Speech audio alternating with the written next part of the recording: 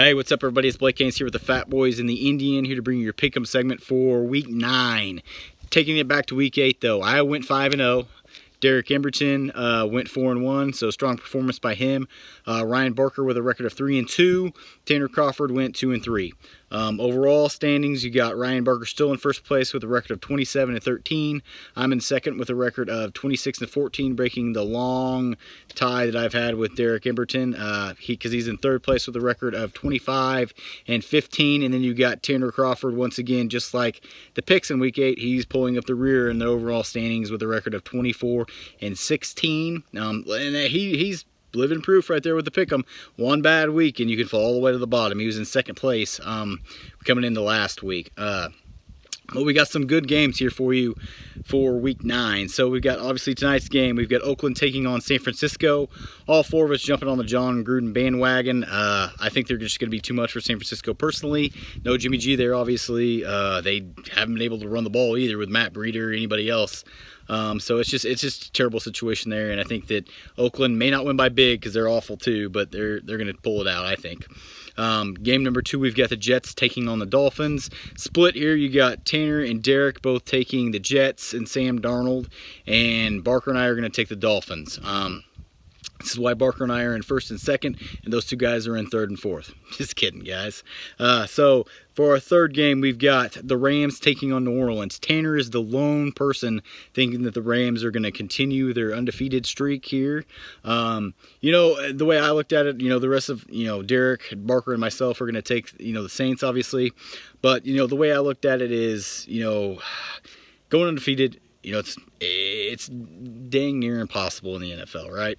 So I look at it as the Rams have really and truthfully two teams I think that may have a chance to beat them. The Kansas City Chiefs coming up, and then you've got the Saints this week. And I think the Saints can get it done. I think Drew Brees, obviously is amazing. You got Mike Thomas on that, side of the football as well, along with Mark Ingram and Alvin Kamara, which may be the best tandem back set when it comes to the entire NFL. I think Kamara's going to be a problem for them, covering him out of the backfield.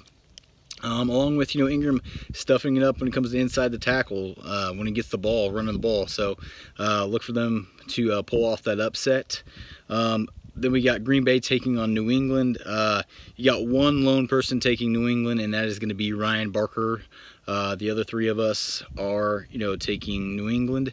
And I guess that's why you could say that Barker's in first place, because he continues to pull these games that we don't think are going to happen out of his butt. And, it's just the way it is. But this one could be a lot closer than a lot of people think.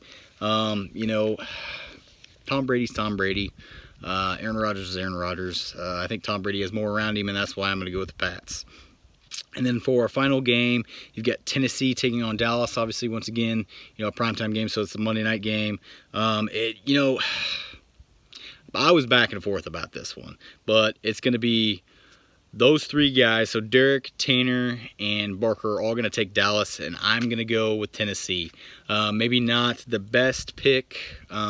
Really, if you look on, the offensive side of the ball for Tennessee, they struggled a little bit. Deion Lewis has been their main feature back. I look for them to kind of, how do I put this, just run the ball down their throat this week when it comes to this matchup. Look for Derrick Henry to get a few more touches, I think. Look for him even maybe to go under center a little bit more with Mariota than, his normal, I'm going to go in the shotgun 95% of the time self. I do think that Dallas has a good chance of neutralizing Deion Lewis this week. So if you have him in fantasy, you've got Sean Lee and Jalen Smith on the other side of the ball, two premier linebackers who can really do some things in coverage. So I don't know if he'll be able to do anything for you. But Tennessee's defense is pretty stout.